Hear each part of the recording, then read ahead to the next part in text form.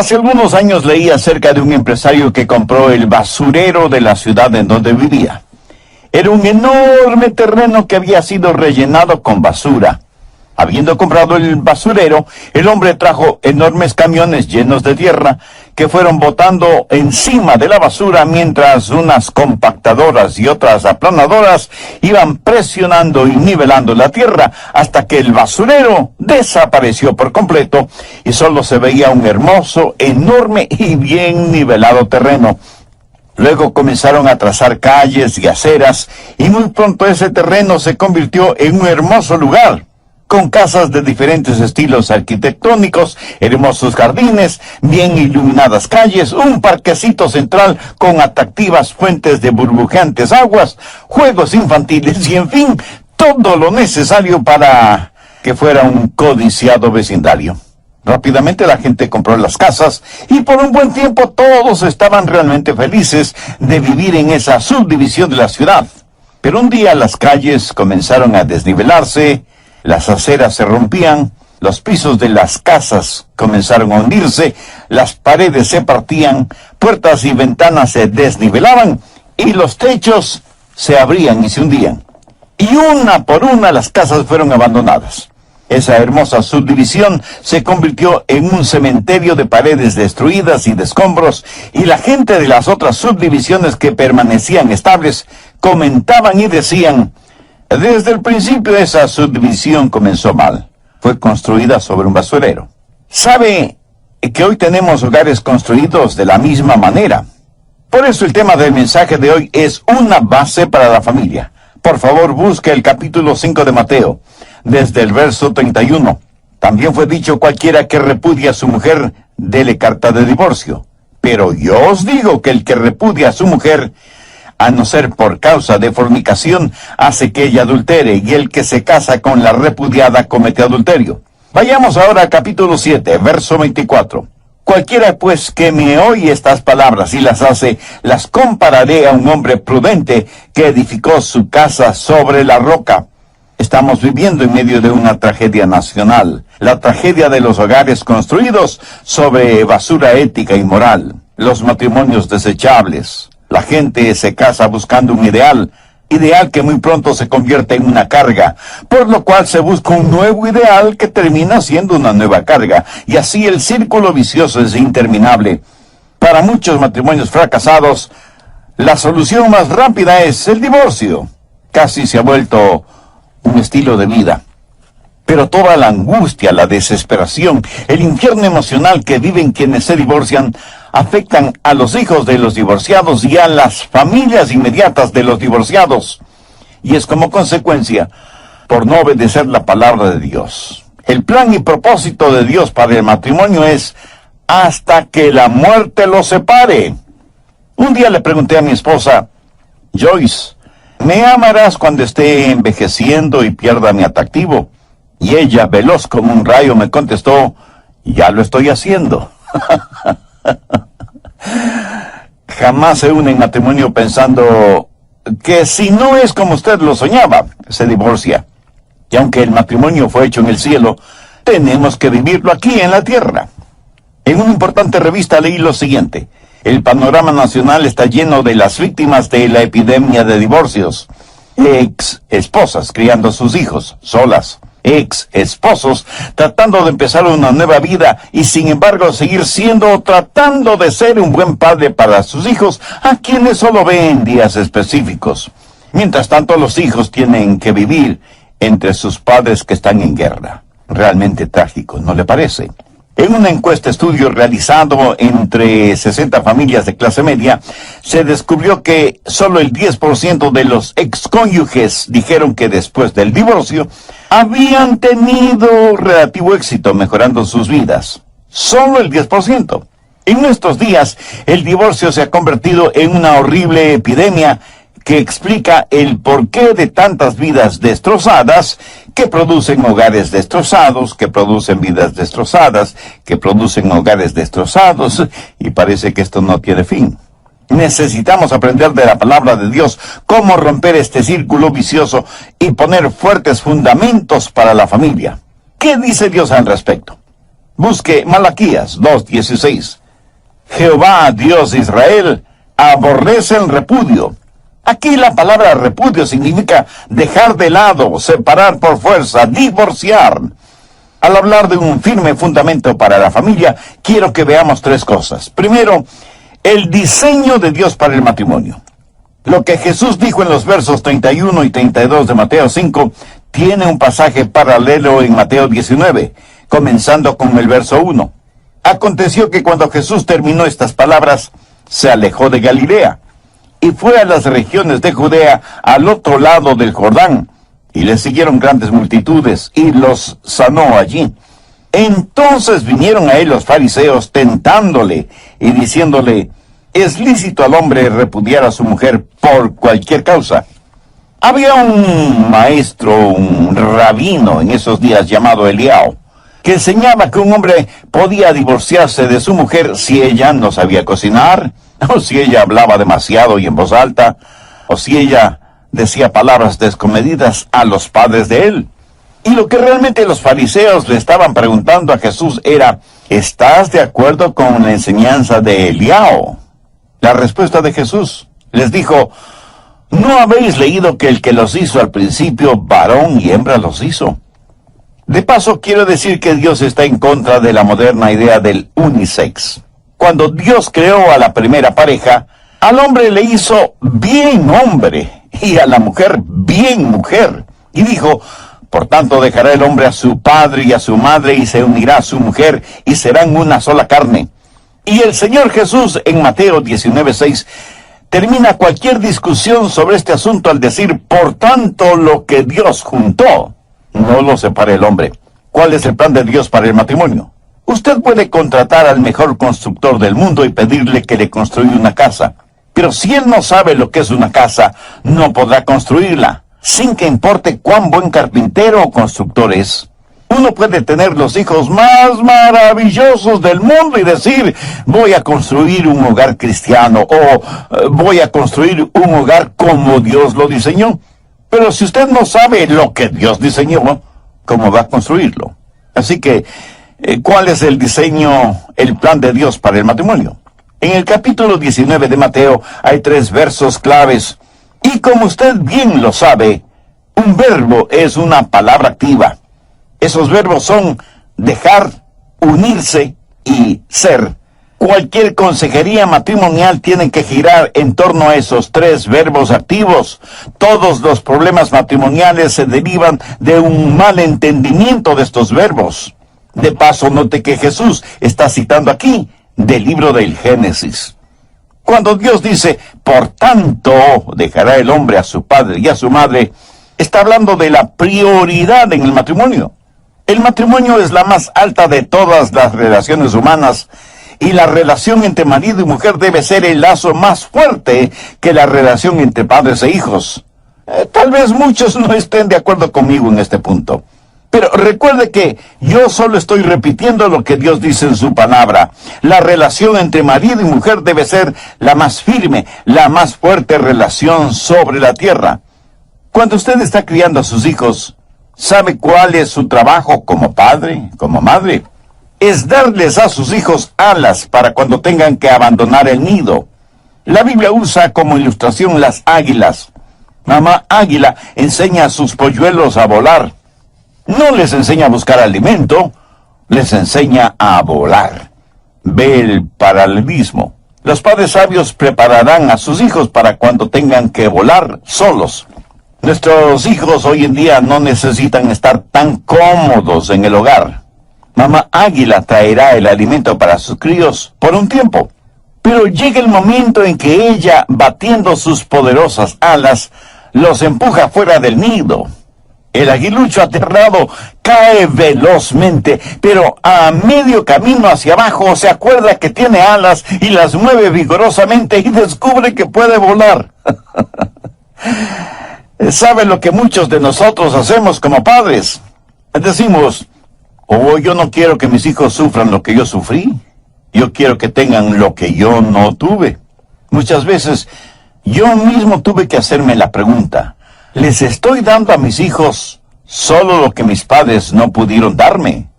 ¿O les estoy dando también las cosas que mis padres sí me dieron? Mira, yo nací durante la depresión y tengo la impresión de que no fui planificado, pero tampoco fui abortado. Gracias a Dios. Pero siempre supe que fui amado por mis padres. Y aunque teníamos muy poco, teníamos tanto. Pero ¿sabe lo que más recuerdo de mi niñez? Los buenos tiempos que teníamos como familia, porque teníamos tan poco.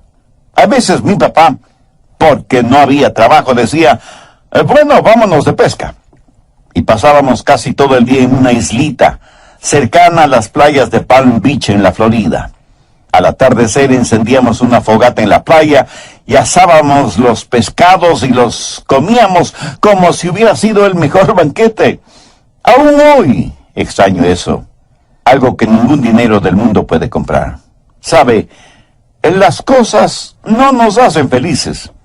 No haga la vida de sus hijos tan cómoda. Trate de construir en ellos carácter y prepárelos para cuando tengan que abandonar el nido. ¿Sabe cuándo nosotros, como padres, tenemos éxito? Cuando nuestros hijos ya no nos necesiten. Pero mientras están en casa, les amamos, les educamos, les instruimos.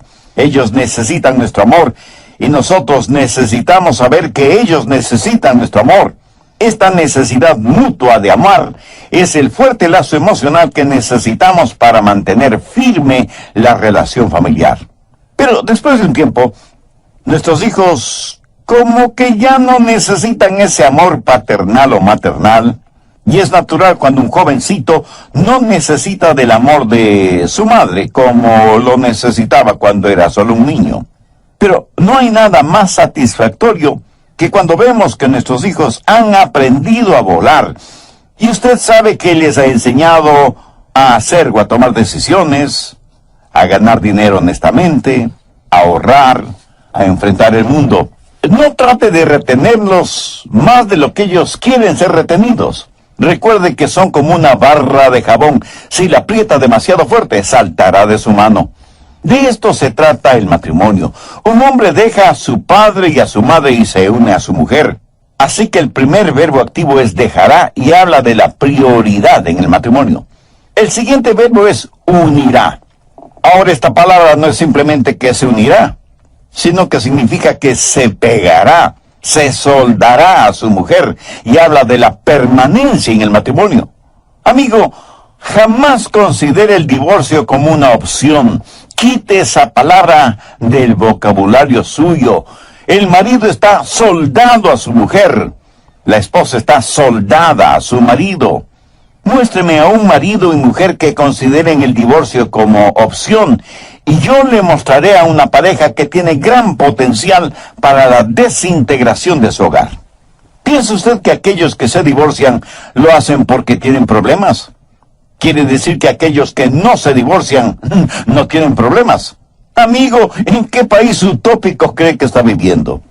Todos los matrimonios tienen esencialmente los mismos problemas. La diferencia está en la clase de compromiso que tenemos mutuamente. No hay problema demasiado grande para resolverlo, solo hay gente muy pequeña para resolverlo. Todos tenemos problemas, pero llega el momento del verdadero compromiso cuando decimos, me uniré a mi mujer. El tercer verbo activo es ser, y serán una sola carne. Escúcheme, esto significa mucho más que sexo o la unión sexual. Significa ser una sola carne en lo físico, lo psicológico y lo espiritual. El ser una sola carne físicamente es para la procreación y la multiplicación. Dios le dijo a Adán y a Eva, fructificad y multiplicaos y llenad la tierra. En nuestros días está como fuera de moda el tener hijos, olvidándonos que los hijos son herencia del Señor. ¿Cuál es la disculpa? El querer una casa más lujosa, o el más moderno carro, o unas soñadas vacaciones en un crucero, etc. Que Dios tenga misericordia de usted si así piensa. Otros dicen, los hijos hacen pobre a un hombre rico. Pues lo han entendido al revés, pues los hijos hacen rico a un hombre pobre. El hombre rico no puede llevarse su riqueza al cielo, Yo tendré a todos mis hijos en el cielo porque son herencia del Señor.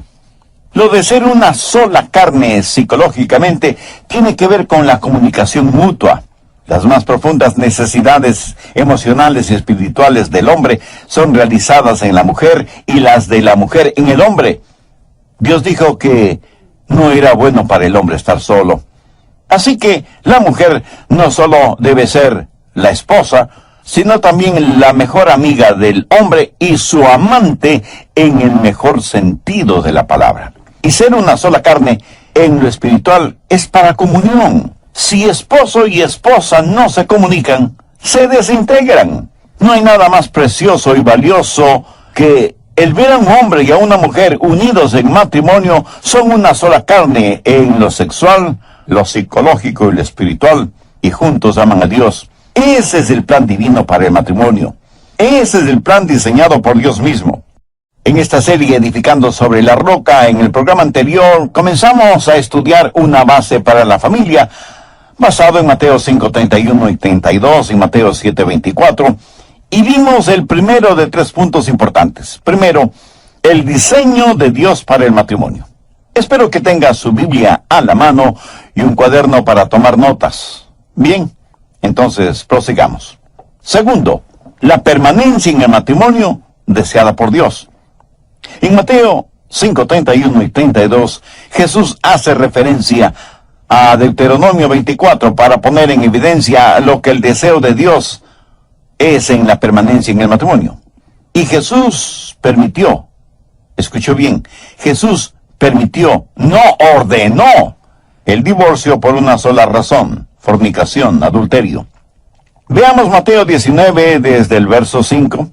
Y dijo Dios: por esto el hombre dejará padre y madre y se unirá a su mujer, y los dos serán una sola carne. Así que no son ya dos, sino una sola carne. Por tanto, lo que Dios juntó, no lo separe el hombre. Le dijeron: ¿por qué pues mandó Moisés dar carta de divorcio y repudiarla? Él les dijo: por la dureza de vuestro corazón.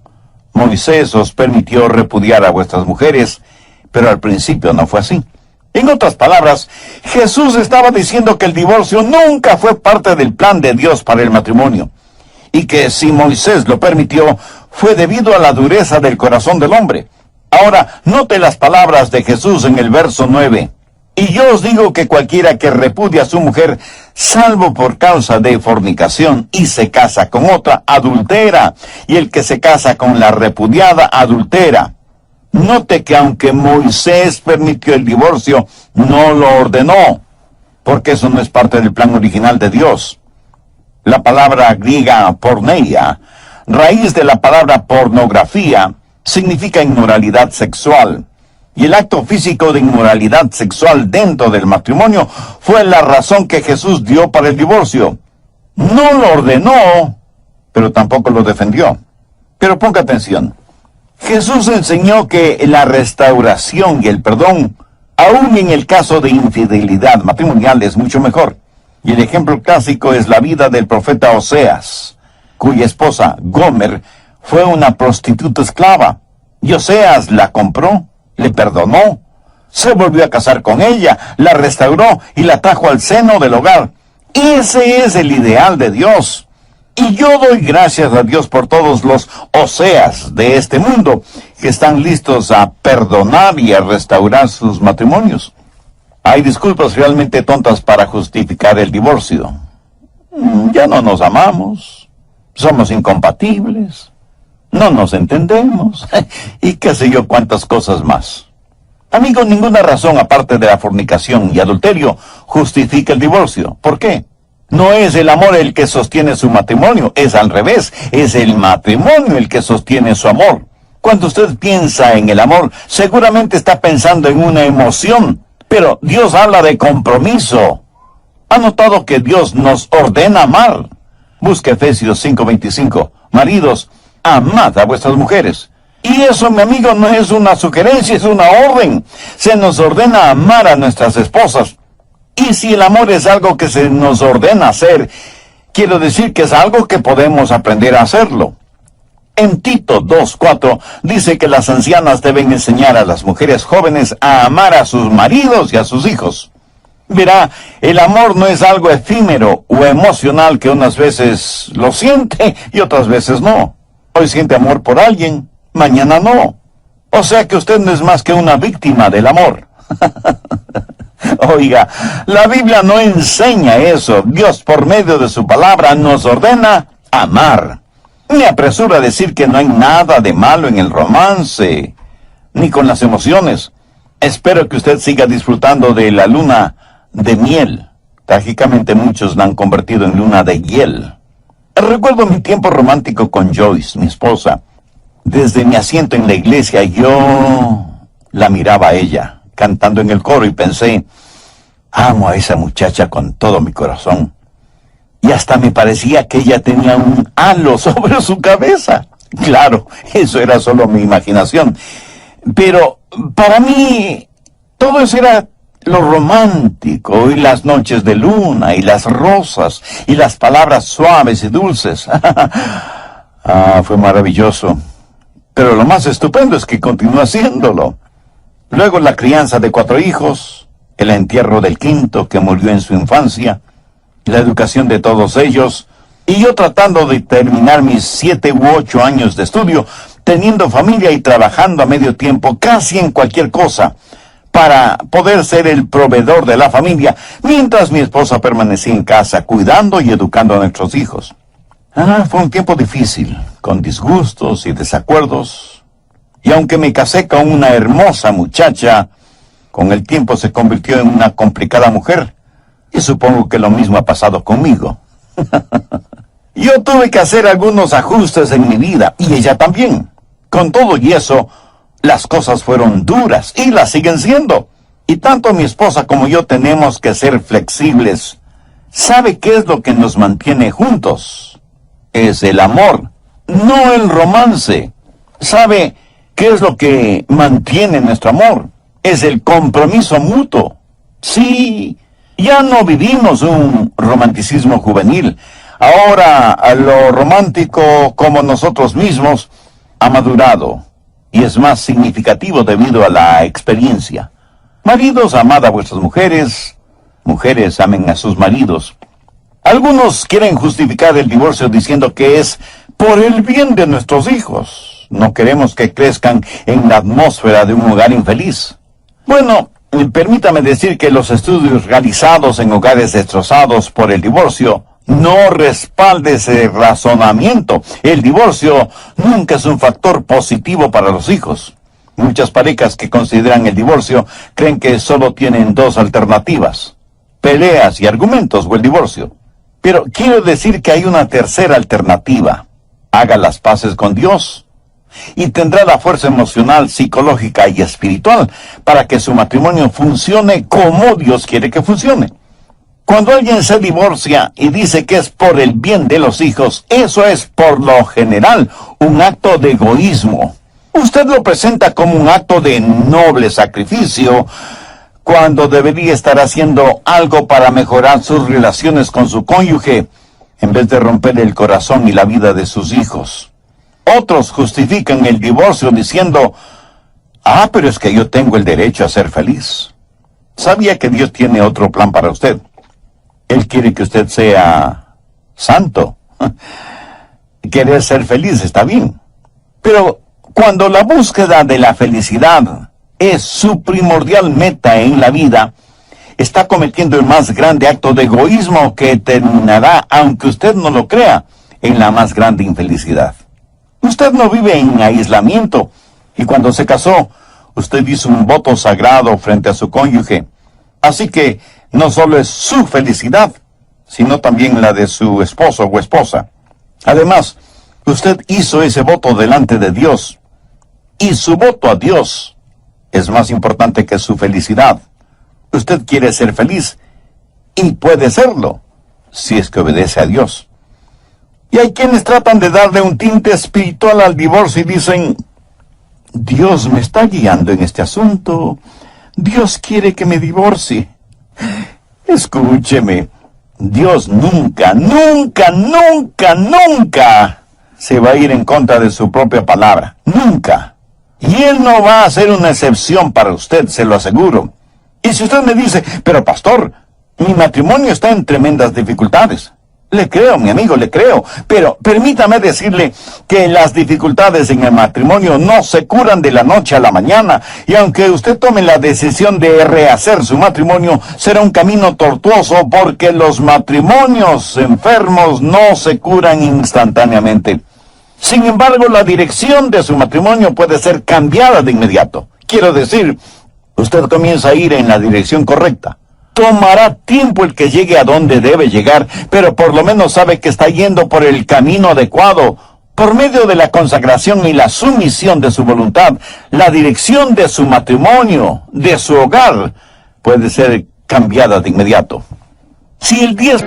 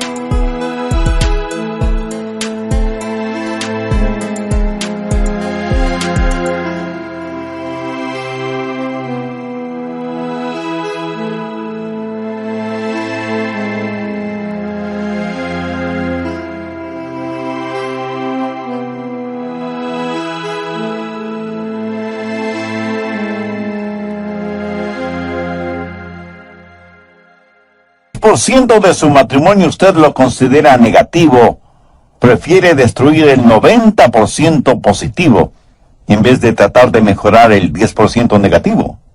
Cambie lo que pueda cambiar y acepte lo que no pueda cambiar y pida la ayuda de Dios. Tercero, la declaración de perdón de Dios para los matrimonios fracasados.